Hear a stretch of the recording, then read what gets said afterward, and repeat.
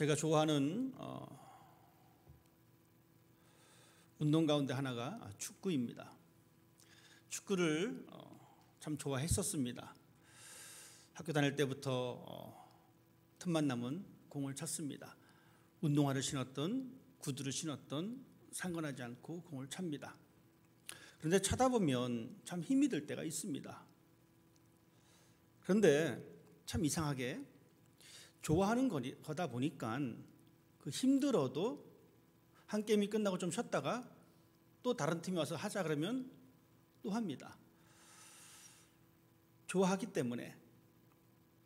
지금은 그렇게 뛰지 못합니다. 뛰고 싶어도 마음은 저 앞에 가 있는데 몸은 저 뒤에서 따라옵니다. 발을 뻗어도 이미 공은 지나가 버렸습니다. 그렇기 때문에 이제 대신 하는 것은 열심히 축구 중계를 보는 겁니다. 축구 중계를 보다 보면 마음이 뜨거워집니다. 왜 그렇습니까? 제가 좋아하는 것이기 때문에 그렇습니다. 축구 경기를 보다 보면 이해하지 못하는 장면들도 경험합니다. 그런데 이렇게 이해하지 못하는 장면이 저만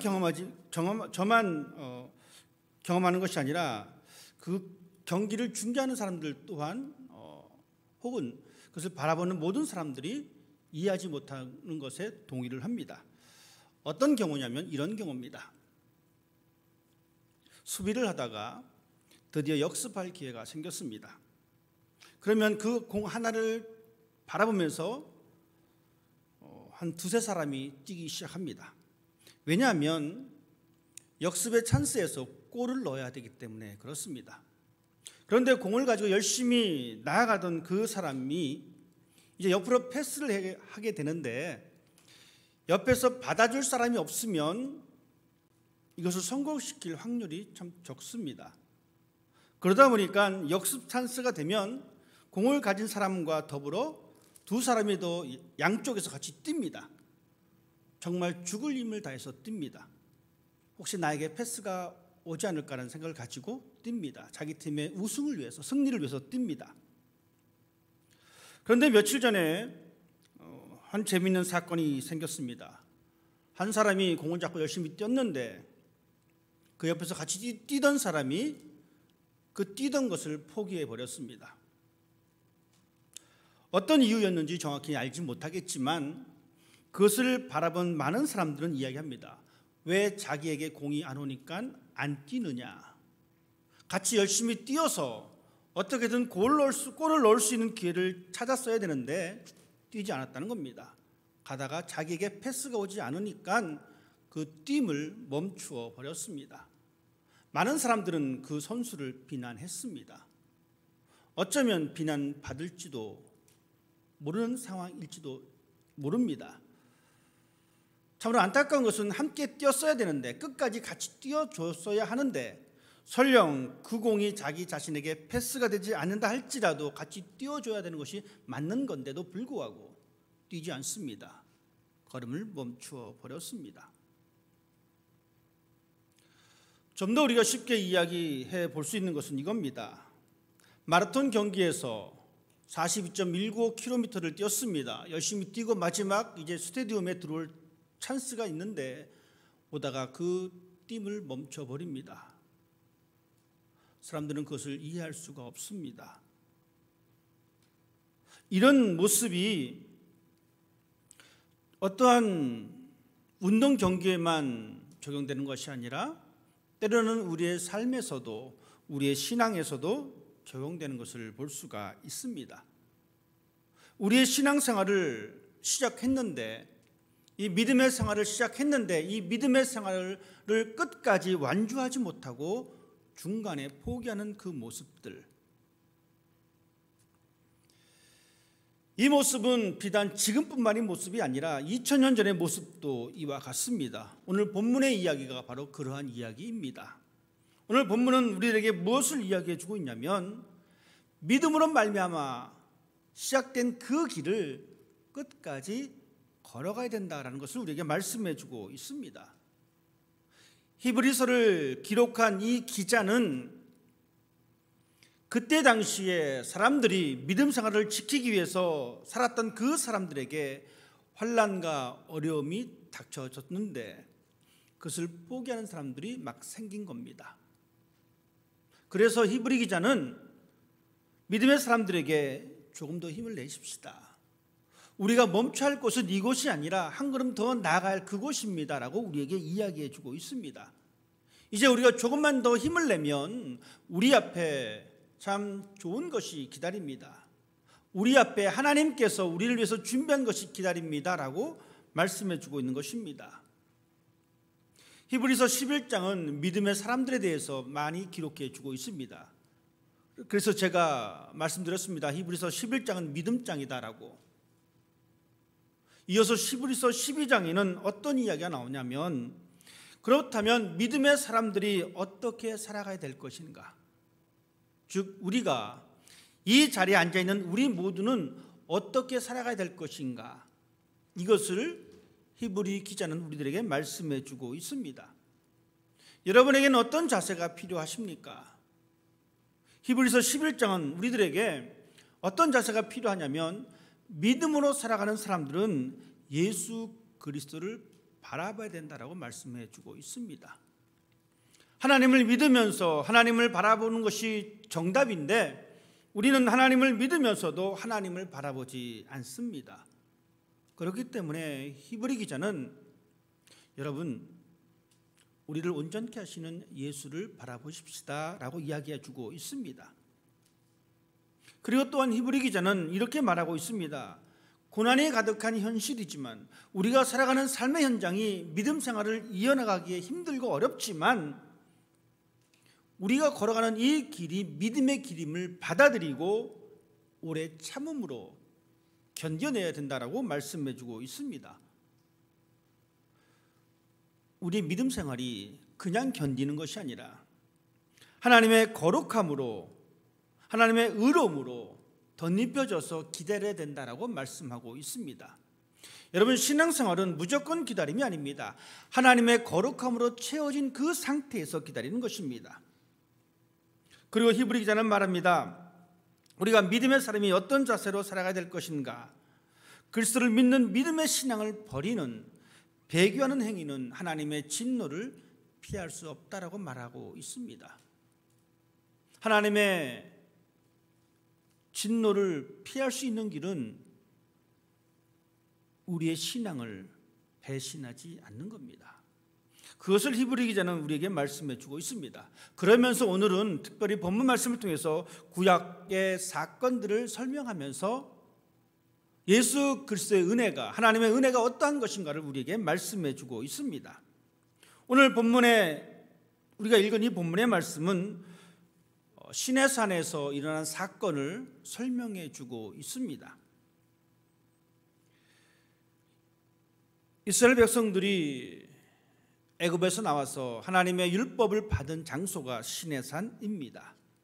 18절부터 21절까지는 그 시내산에서 있었던 사건을 다시 기록해 주고 있습니다. 시내산에서 하나님의 율법을 받을 그때 당시에 하나님의 임재를 설명하고 있고 두렵고 떨림으로 그 백성들이 모세에게 대하여 말했던 것을 말씀해 주고 있습니다. 그러면서 히브리 기자는 구약에 나타난 이 하나님의 율법보다 신약에 나타난 하나님의 영광을 선포하면서 구약의 율법보다는 예수 그리스도의 복음이 더 우월하다라는 것을 이야기해 주고 있습니다. 오늘 성경한 히브리서 기자는 사람들이 율법을 못 지키면 큰 형벌을 받았는데 율법보다 더 완전한 이 복음을 우리가 저버리게 되면 더 큰 어려움이 있다라고 하는 것을 우리에게 말씀해 주고 있습니다. 즉 우리로 하여금 복음을 버리지 않고, 즉 믿음 생활을 포기하지 않고 온전히 하나님을 섬기라라고 하는 것을 우리에게 말씀해 주고 있습니다. 두려움과 떨림으로, 두려움과 경건으로, 즉 하나님을 경배하는 그 모습으로 하나님을 기쁘시게 하는 삶이 우리에게 필요하다라고 우리에게 말씀해 주고 있습니다. 말씀드렸듯이 오늘 히브리서 12장의 말씀은 출애굽기 19장 시내산에서 율법을 받는 장면입니다. 하나님께서 임하시는 그 모습입니다. 너희는 만질 수 있고 불이 붙는 산과 침침함과 흑암과 폭풍과 나팔 소리와 말하는 소리, 18절과 19절을 통해서 표현된 이 말씀은 바로 하나님께서 이 시내산에서 임재하신 그 놀라운 사건을 설명해 주고 있습니다. 하나님의 임재, 두려움으로 가득 찬 그곳입니다. 짐승 한 마리조차도 그 근처에 접근할 수 없는 그러한 거룩한 그곳입니다. 흑암과 폭풍입니다. 하나님의 위엄과 하나님의 영광을 나타내는 단어이기도 합니다. 시내산에서는 하나님께서는 이렇게 놀라운 하나님의 권능을, 영광을 보여주셨습니다. 그렇지만 오늘 히브리 기자는 말하기를 그 옛날 시내산에서 보여주었던 하나님의 놀라운 영광과 하나님의 위엄보다 하나님의 새로운 계획이 더 뛰어난 것이다 라고 말해주고 있습니다. 시내산에서 백성들이 하나님의 율법을 받을 때에 그들이 느꼈던 감정은 두려움입니다. 무서움입니다. 혹시 우리가 죽을 수도 있겠구나. 그래서 사람들은 모세에게 말합니다. 하나님이 우리에게 말씀하게 하지 마시고 모세 당신이 대신 전달해 주십시오. 그렇게 시내산의 하나님의 영광은 사람들에게 두려움으로 다가왔습니다. 하나님의 음성을 듣는 것에 대한 두려움입니다. 하나님 앞에 한 걸음 나아가는 것에 대한 두려움입니다. 하나님 앞에서는 그 어떤 것도 목숨을 부지할 수가 없습니다. 이것이 신약 이전 구약 시대에 나타난 하나님의 임재의 모습입니다. 여러분 지금 어떻습니까? 지금 대통령을 대하는 사람들의 태도, 과거의 임금님을 대하는 태도와 정반대의 모습을 가지고 있습니다.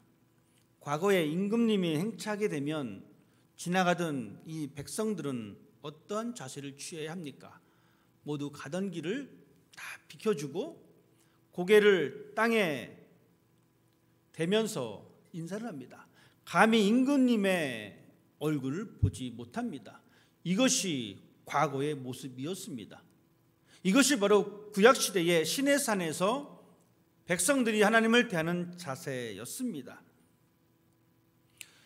히브리서 기자는 우리들에게 말하기를 우리가 도달해야 될 것은 그런 하나님의 위엄과 영광 앞에서 두려움을 떠는 그런 존재가 아니라, 즉 우리가 도착해야 될 곳은 시내산이 아니라 새로운 것이다라고 말씀해 주고 있습니다. 우리가 도착할 곳은 시온산이다라고 이야기해 주고 있습니다. 사람들은 가끔가다 자신의 종착지를 잊어버립니다. 아주 쉬운 예로 이렇습니다. 가끔 가다가 우리가 냉장고 앞에 서서 내가 여기 왜 왔지? 이런 생각을 들 때가 있습니다. 내가 책상 옆에 앉아서 내가 뭘 하려고 왔는데 내가 왜 왔지? 내가 해야 될 것을 잊어버렸다는 이야기입니다. 여러분 우리의 신앙도 마찬가지입니다. 우리의 신앙은 시내산이 아니라 시온산이라고 성경은 우리들에게 말씀해 주고 있습니다. 다시 축구 얘기를 꺼내보겠습니다. 축구를 잘하는 나라를 우리가 이야기할 때 브라질을 빼놓지 않습니다. 브라질은 월드컵 우승을 참 많이 한 나라입니다. 올해도 월드컵이 이제 개최가 되는데 이 브라질은 월드컵에 나가는 이유는 우승입니다. 한국도 출전합니다. 한국은 우승이 목적이 아닙니다. 할 수가 없습니다. 정말 어렵습니다. 우리는 16강 진출을 바라본다거나 잘하면 8강을 바라본다거나 이것이 우리의 목적입니다. 하지만 브라질은 다릅니다. 브라질은 참가가 목적이 아닙니다. 그들의 목적지는 제일 꼭대기입니다. 그들은 그 목적지를 잃지 않습니다. 우리의 신앙도 마찬가지입니다. 우리의 신앙의 목적지가 있습니다. 여러분의 신앙의 목적지가 무엇인지 여러분 기억하셔야 합니다. 그리고 그 목적지로 가는 사람이 되어야 합니다. 오늘 본문에 의하면 우리의 신앙의 목적지는 시내산이 아닙니다. 왜냐하면 시내산에서는 하나님께로 나아가는 그 과정이 두려움입니다. 무서움입니다. 하나님은 이제 우리의 목적지가 시내산이 아니고 우리의 목적지가 시온산이다라고 말해주고 있습니다. 시내산은 하나님께서 접근 금지시켰습니다. 그만큼 하나님께 가는 길이 힘들고 어려운 길입니다. 그러나 이제는 시온산에는 접근 금지가 사라졌습니다. 예수 그리스도로 말미암아 언제든지 갈 수 있도록 되어 있는 것이 시온산입니다. 예수 그리스도를 통해서 우리는 하나님께로 나아갈 수가 있습니다. 과거에는 율법을 통해서 하나님께 나아가는 것은 정말 어려운 일이었습니다. 나아가지 못한 일입니다. 하지만 이제는 예수 그리스도를 통해서 하나님께로 나아갈 수가 있습니다. 영원한 도성, 새 예루살렘, 의인들이 거하는 곳, 이것이 바로 우리가 가야 할 목적지입니다. 이제 우리의 신앙의 타겟은 정해졌습니다. 시온산입니다. 살아계신 하나님의 성, 하늘의 예루살렘, 수많은 천사들이 함께 기뻐하고 함께 모여 있는 곳. 여러분, 우리는 그것을 바라보면서 때로는 우리 앞에 적은 어려움이 있다 할지라도, 때로는 우리 앞에 심각한 문제가 있다 할지라도 우리는 그것을 향해서 나아가야 합니다. 오늘 24절 말씀은 우리들에게 이렇게 말씀해 주고 있습니다. 새 언약의 중보자이신 예수와 및 아벨의 피보다 더 나은 것을 말하는 뿌린 피니라. 율법을 통하여 짐승의 피가 아닌 이제는 예수 그리스도의 피로 인하여 우리는 그곳에 가까이 나아갈 수가 있습니다. 이것은 마치 우리가 마라톤 뛸 때의 마지막 구간에 접어든 것과 마찬가지입니다. 마지막 수많은 사람들이 기다리는 그것을 기대하면서 우리는 마지막 힘을 내는 사람이 되어야 합니다. 40km를 달려왔습니다. 얼마나 힘들겠습니까? 도저히 내가 갈 수 없어. 이 생각이 왜 안 들겠습니까? 그렇지만 성경은 우리에게 말합니다. 새 예루살렘에서 수많은 천사들이, 믿음의 의인들이 우리를 기다리고 있고 의로우신 하나님이 기다리고 있다라고 우리는 우리에게 말씀해 주고 있습니다. 그렇기 때문에 우리들은 하나님의 영광을 바라보면서 끝까지 완주하는 사람이 되어야 합니다. 마지막 힘을 내는 사람이 되어야 합니다. 세상에 흔들려서 가던 길을 멈추고 과거로 돌아서는 것은 어리석은 이유입니다. 물론 우리는 우리의 믿음을 멈추고자 하는 여러 가지 이유가 있을 수 있습니다. 왜냐하면 사탄은 우리의 신앙을 방해하기 때문에 그렇습니다. 악한 영은 우리의 신앙을 방해합니다. 여러 가지 이유가 있습니다. 난 누가 마음에 안 들어서, 난 교회가 하는 일이 마음에 안 들어서, 난 내가 손해보는 것이 싫어서, 여러 가지 많은 이유가 존재합니다. 사탄은 우리에게 그 많은 존재를 집어 던집니다. 하지만 부탁드리고 싶은 것은 이유 불문하고 돌아서시 마십시오. 우리는 끝까지 우리의 믿음의 길을 걸어가는 사람이 되어야 합니다. 오늘 성경은 우리들에게 믿음을 포기하지 말고 끝까지 지켜야 된다고 말씀해 주고 있습니다. 하나님께서 우리를 위하여 예수 그리스도를 보내주셨고 우리도 하나님의 자녀로 삼아 주셨습니다. 이 놀라운 하나님의 은혜는 거부할 수가 없습니다. 거부할 수 없는 이 하나님의 은혜이기 때문에 우리는 우리가 고백한 이 믿음을 끝까지 지키고 포기하지 말아야 합니다. 때로는 믿음의 사람들에 의해서 실망할 수도 있습니다. 나 스스로가 지쳐서 이제 포기하고 싶은 그 충동도 생길 수도 있습니다. 하지만 기억하십시다. 이 모든 것은 사탄의 유혹입니다. 우리를 흔들어서 넘어지게 하고 우리를 흔들어서 뒤돌아서게 만드는 것입니다. 교회는 다니지만 믿음 없는 행동을 보면서 실망하지 말기를 바랍니다. 그 모습을 보면서 좌절하지 말기를 바랍니다. 오히려 이렇게 생각하십시다. 그래, 내가 믿음의 삶을 살아내야지. 다른 사람에게 믿음의 삶을 기대하는 것이 아니라 그래 내가 믿음의 삶을 살아야지. 왜? 나의 목적지는 시온산이기 때문에, 나의 최종 목적지는 영광의 하나님이 계시는 그곳이기 때문에 내가 그 삶을 살아야지. 내가 조금 더 복음에 합당한 삶을 살아야지. 내가 조금 더 복음을 기뻐하면서 살아야지. 이렇게 다짐할 수 있는 여러분이 되기를 바랍니다. 우리 주님은 이 교회를 통해서 그런 공동체가 되기를 원하십니다. 마지막까지 우리는 믿음을 포기하지 말고 끝까지 전진하는 여러분 되기를 바랍니다. 그리고 또한 우리는 경건하게 살면서 주님을 섬겨야 합니다. 주님을 섬긴다는 것은 단순히 예배의 모든 순서가 아닙니다.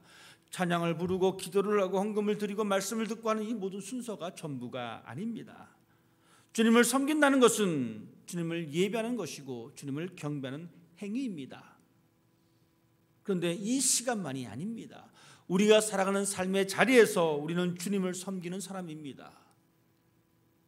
그것이 집이 되었던, 그것이 직장이 되었던, 어느 곳이 되었든지 간에 우리의 삶은 경건하게 살아가면서 주님을 섬기는 삶이 되어야 합니다. 바로 로마서 12장에 나와 있는 이 말씀과 같이 우리 몸을 거룩한 산제사로 드리는 것. 우리가 주님을 섬긴다는 말은 이렇습니다. 주님께서 섬겼던 그 사람들을 섬기는 것이 바로 주님을 섬기는 겁니다. 우리 주님이 이 땅에 오셔서 섬겼던 사람들을 기억해 보십시다. 어떤 사람들입니까? 대단한 사람들만을 섬긴 것이 아닙니다. 부족하고 연약하고 힘들고 아프고 가난하고 그런 사람들을 섬겼습니다.